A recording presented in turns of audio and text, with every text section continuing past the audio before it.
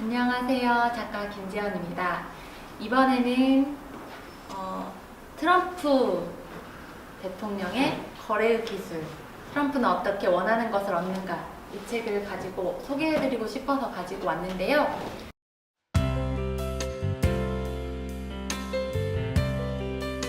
굉장히 머리가 엄청 좋으신 분이더라고요. 그리고 엄청 철두철미했어요. 그리고 항상 무슨 일을 할 때 최고의 인재들과 일을 하려고 하고, 그래서 지금 뭐 방송에서 뉴스에서 나오는 모습들은 정말 매스컴에서 만들기, 이렇게 이슈화하기 좋은 게 아닌가. 이 사람이 진짜 어떻게 하고 있는지를 좀 주의 깊게 보고 배울 수 있는 점을 좀 배워야겠다는 생각이 들었습니다. 그래서 제45대 미국 대통령 당선자이자 정치인인 트럼프가 어떻게 생각하고 거래를 성사시키는지 직접 쓴 책인데요. 트럼프가 어디 대학교 나왔는지 혹시 아세요? 버클리? 땡! 아는 대학이 버클리. MIT? 아니요. 하버드?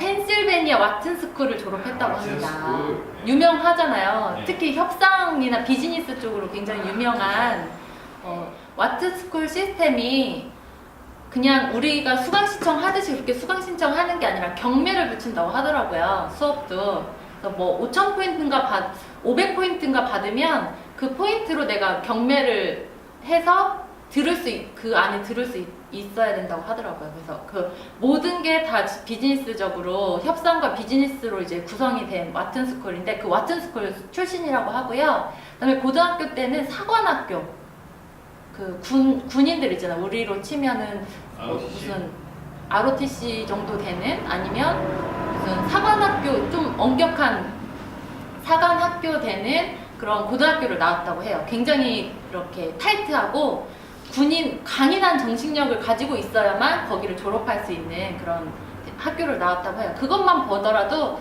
트럼프가 굉장히 영리할 것 같고, 그 다음에 체력적으로도 굉장히 강인할 것 같다는 생각이 들었어요.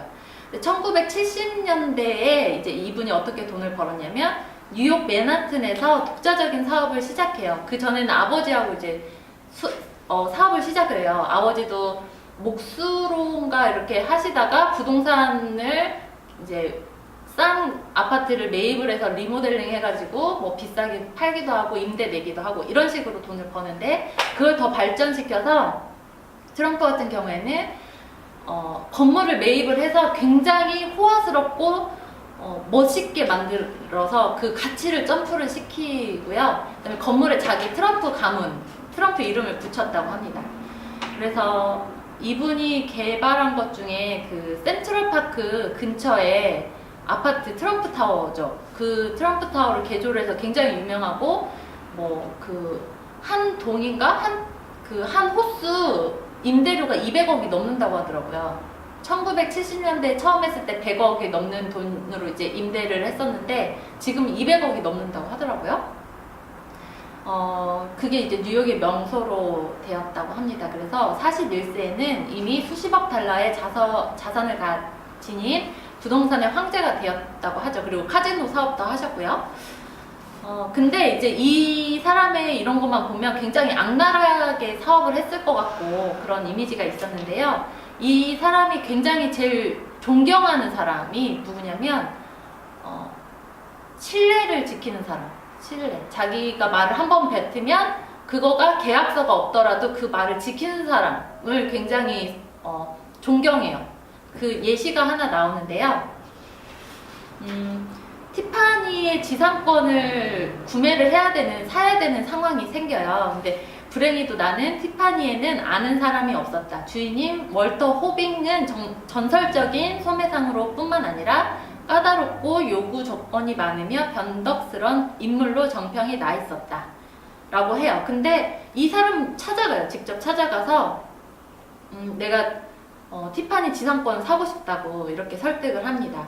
근데 그 호빙, 이제 트럼프가 그때는 젊었을 때고 호빙은 나이가 지긋하신 그런 신사셨는데 굉장히 매너에 흠 하나 없었고 깔끔하게 재단된 양복을 입고 있었다고 해요. 그래서 티파니의 지상권을 사지 못하면 이제 트럼프가 원하는 걸 할 수가 없는 상황이었는데도 불구하고 어떻게 얘기하냐면 나는 당신네 티파니의 지상권을 사고 싶습니다. 당신도 매우 만족할 만한 더 좋은 빌딩을 신축할 수 있습니다. 나에게 지상권을 팔아야만 당신은 티파니를 영원히 보존할 수 있습니다. 아무도 그 건물 위로 빌딩을 짓지 못하기 때문에 누구도 그것을 허물어뜨릴 수 없을 것입니다. 이런 식으로 자기가 되게 아쉬워서 갔는데도 너가 나한테 팔지 않으면 당신 손해다. 이걸 되게 굉장히 어필을 해요. 그래서 결국에 이제 팔기로 했어요. 그 지상권을 팔기로 했는데 호빙이 팔겠다고 하고 악수를 한번 하거든요. 근데 계약서를 쓰지 않아요. 그래서 트럼프가 그런 서류 같은 거 하나 좀 해달라. 나 이제 얼마 있으면 좀 떠나 있어야 되는데 혹시 그 사이에 무슨 일이 생기면 나도 지금 불안하다라고 하니까 월터 호빙이 뭐라고 자기를 모욕했다는 듯이 쏘아보면서 젊은이 아마 오해가 있었나 봅니다. 나는 당신과 악수를 나누고 거래를 마쳤습니다. 그것으로 모든 것이 끝난 것입니다. 라고 얘기를 해요. 그래서 그냥 트럼프도 굉장히 그냥 할 말을 잃었대요. 거기에서 그동안은 굉장히 계약서 하나하나 다 챙기는 철저한 조그마한 글자도 다 챙기던 트럼프였는데 월터 호빙과의 거래는 완전히 다른 방식의 거래를 했다고 해요. 그냥 악수로 끝난 거예요. 근데 아니나 다를까 그 지상권에 대한 것을 훨씬 더 높은 가격으로 사겠다. 뭐 이런 약간 거기에 대한 좀 자기가 지상권을 못 살 만한 상황이 결국 생긴 거예요. 근데 월터 호빙이 뭐라고 하냐면은 나는 이 젊은이와 한 달 전 악수를 교환했네. 내가 거래를 했다면 그것이 조건 납득원 간에 거래는 성립된 것이네. 그리고 나는 다시 설명할 필요가 없다고 확신하고 있네. 라고 말을 딱 해요. 내가 이 트럼프한테 지상권을 팔지 못하게 되면 나는 당신과 거래를 안 하겠다. 그러니까 다른 업체, 다른 기업한테 아예 초강수를 둬요. 나는 이 젊은이와 악수를 했고 약속을 했고 끝났다. 그걸로 끝났다. 나한테 이거를 무산시키라고 한다면 나는 오히려 당신들하고 거래를 하지 않겠다라고 말을 해줍니다. 그래서 계약서 없이 자기가 이렇게 거래를 성사시킨 거는 정말 이 책에서 이렇게 두꺼운 책에 없어요. 그런 사례가 딱 그 티파니와의 사례 빼고는 없는데 트럼프가 그렇게 표현을 해요. 월터 호빙은 정말 존경할 만한 인류 신사였다. 그 점이 그를 유명한 소매업자로 만들었던 것이며 그가 티파니를 떠난 후에는 티파니는 예전과 같지 않게 되었던 것이다 라고 표현을 합니다. 그래서 제가 이 에피소드를 통해서 정말 내가 만약에 힘이 있는 사람이고 내가 가베의 위치에 있는 사람인데 을과 약속을 했을 때 상황이 나한테 다른 그 을과 약속한 상황보다 더 유리한 상황이 됐었을 때 어떠세요? TD님은? 흔들릴 수 있죠. 네, 흔들리지 않을까라는 생각이 들어요. 근데 그거를 지킴으로써 나의 가치가 지금 당장은 손해인 것 같지만 이게 굉장히 계속 회자가 되잖아요. 그리고 신뢰도는 비즈니스 할 때 진짜 신뢰도는 굉장히 큰 자산인 것 같더라고요.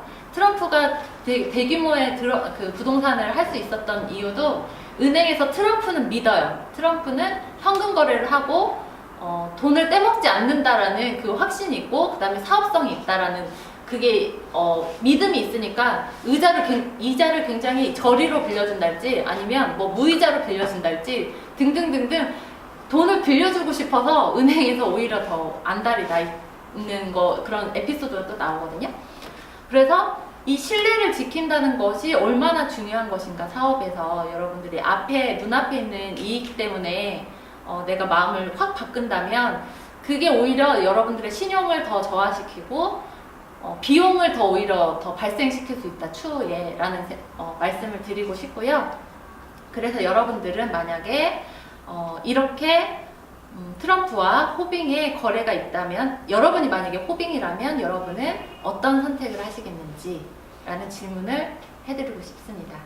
그래서 한번 곰곰이 여러분들이 아마 계속 비즈니스를 하고 계신다면 거래를 계속 하시고 계실 거예요. 근데 나는 어떻게 거래를 하고 있는지, 나는 정말 계약서 없이도 믿을 만한 사람들과 거래를 하고 있는지 한번 생각해 보시는 시간 되셨으면 좋겠습니다. 오늘은 이쯤에서 마치도록 하고요. 거래율 기술도 한번 읽어보시면 좋을 것 같습니다. 번역로, 좋아요, 구독 꼭 눌러주시고요. 그 다음에 다음 시간에 만나겠습니다. 안녕.